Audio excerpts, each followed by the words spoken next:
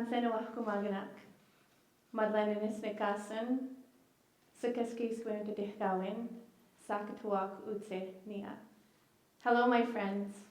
My name is Madelaine. My traditional name is Strong Earth Woman, and I'm originally from Isle Across, Saskatchewan. I want to say how grateful I am to be here today on the unceded Coast Salish territory. To be able to dance here, live here, laugh here, play here, suffer here, and grow here is a great honor.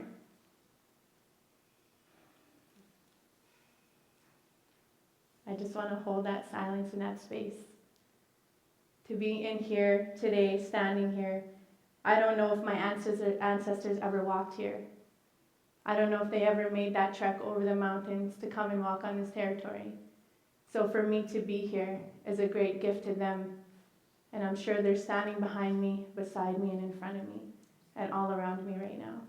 And I'm so grateful for them holding me up in this space. I want to talk about light. I want to talk about that light that is passed generationally. And that light is the fire within. And the fire within comes from female. In our language, in the Cree language, Isquiu, which means woman, comes from the word Isquitu.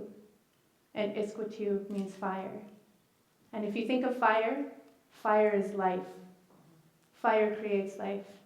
And if you think of when you give birth, there's a thing called the ring of fire. I've never given birth, so I've heard the stories. So when you come through that ring of fire, that is where you breathe life. That is where that fire is a part of you, and that light is in you.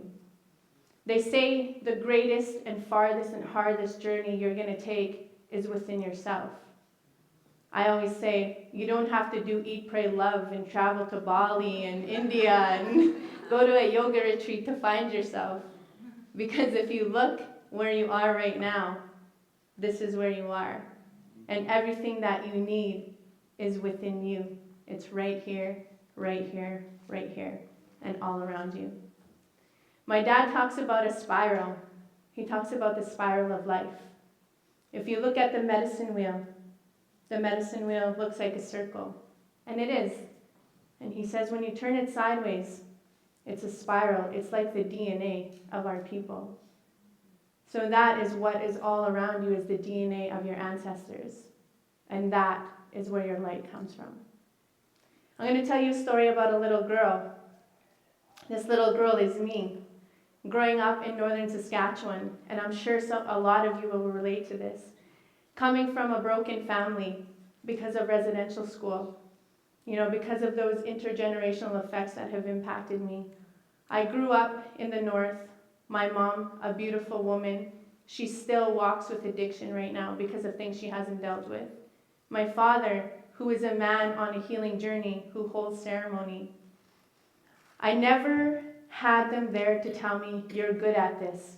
I'm going to put you in a dance program. I'm going to help you to do this, to become this great being when you're older. Throughout my life, I lived everywhere. I lived with aunts, uncles, cousins, neighbors, my best friends from school. I have 17 siblings. I have 15 brothers and sisters and 2 full sisters with the same mom and dad. And they were all given away, adopted, given to grandparents. And I always used to think, why didn't anybody take me? They took kids before me, and they took the kids after me, and they just jumped over me. And I always thought, okay, something's wrong with me. There's something I need to change. I'm unwanted, I'm neglected, nobody wants me. By the time I was 12 years old, I had lived everywhere. When I was 12, I was living at my friend's house, and I was wearing their clothes. I was wearing their underwear and their socks and their pants, and I had this moment in the backyard of my stepdad's house where I had seen a lot of abuse growing up. And I looked at the sky, and I had this overwhelming feeling that there was more out there for me. There was more out there. Something spoke to me right here. And we're taught not to listen to that anymore. We're taught not to listen to our light. We're taught not to listen to that, or you're crazy. So at 12 years old, I said, I don't know what this is, but I'm going to go. I'm getting out of here. I'm going to hitchhike, and I'm going to go find my dad.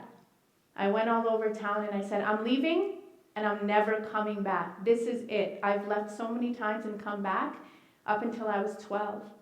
And I said, this is the final time. I'm never coming back. And I left with pain. I left with sadness. So I hitchhiked, went to Alberta and found my dad in Edmonton. Well, I got dropped off on Enoch Reserve, found my dad in Edmonton. And my dad came in the door, and I was surprising him, right? I was like, man, I hitchhiked this far. And my dad came in, and I just stood there, right? And I was waiting for him to embrace me for once. Like 12 years, I've been waiting for my dad to just embrace me and love me. And he looked at me with shock and was like, what are you doing here? And it was not the response I wanted. I was like, man, I trekked all this way. So he said, go upstairs. I need to think about this. I'll process this. So he did, and then he said, okay, you can stay with me. I lived there for about 6 to 9 months in Edmonton with him. Then he brought me over to BC, and we went to Mission, BC, actually. And just before my 13th birthday, me and my dad got into a little argument, and I said, this is not where I'm supposed to be. I need to leave here. I don't want to be here anymore. Something's telling me to go somewhere else. So I left just before my 13th birthday, and I've been on my own since I was 13. I truly say that I've been on my own my whole life, because as a kid I was raising myself. But I wasn't raising myself. I was being raised, like Mowgli by the wolves and, the bears. I was raised by the ancestors, the old ways. The old ways where they would send us off into the bush and they would say, the ancestors are going to take care of you. You're going to learn things in the forest. You're going to have your coming of age there. And in my perspective then, I didn't think that. I thought abandonment and nobody wanted me and I have no home. So then after I left my dad at 13, things started to happen. I started to drink and started to do things that I acted out in abandonment and to feel something. By the time I was 16 years old, I was completely on the streets, living on the streets. And people look at me and they're like, oh, you look so put together. You must have had a good life, So I was on the streets, and then I wanted to quit everything. I said, I need to break these cycles. How do I break these cycles? And I couldn't do it. So I quit everything, and I ended up with severe anxiety and depression for 4 years. I would not leave the house. Standing in this room is like going to the Grammys, like standing here, because people who knew me, they're like, you speak in front of people? Like, you live by yourself? Like, how did this even happen? We couldn't even get you to walk out the door of the house, And at 27 years old, about 20 years old, I said, okay, I need to beat this. Fear is not going to hold me back anymore. I'm going to use fear as the pusher. I allowed it to push me this way. I'm going to use fear to push me this way. Said, I'm going to face everything, and I'm going to face it with love. And so I decided to do that throughout my years. I ended up in really horrible relationships, still in those cycles. 27 years old, I stopped and I reflected and I said, what am I doing? I don't feel good. I don't feel good still. When is the moment when I felt good? When is the moment that this fire was fed and this fire was shining so bright that the room could feel it and the people around me could feel it? When was that? And I thought back, it was when I was dancing. It was dancing in those moments where I was releasing everything, every pain and hurt and trauma that was on me. It couldn't touch me. When you hear the fiddle music, like you just want to go, right? You just want to jig. Even if you can't jig, you're just going to stomp out a fire or something, right? And when you hear those drums, they take you. And that is what truly feeds you, and that's what feeds that fire. And today, from my story, I love my parents. My parents are my greatest teachers.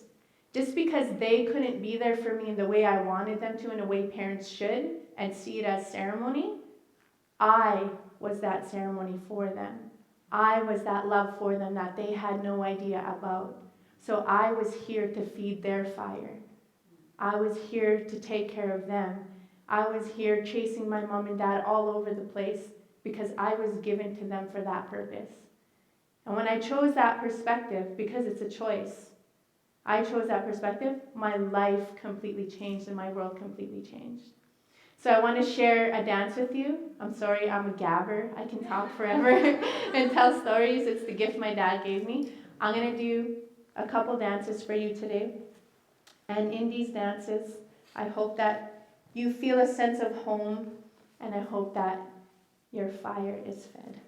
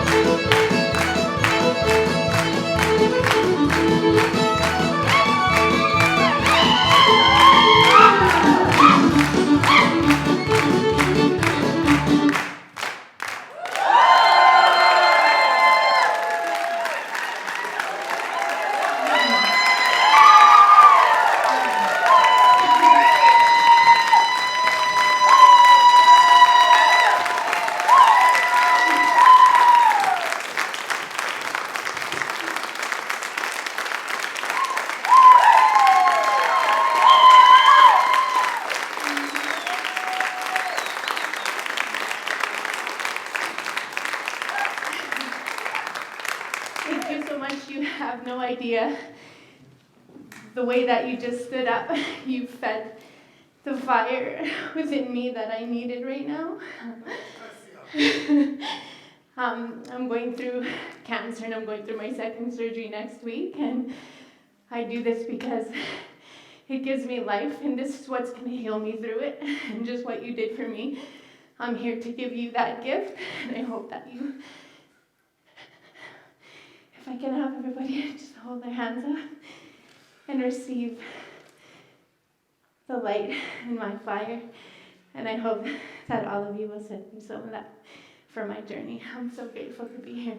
You have no idea all my relations I had.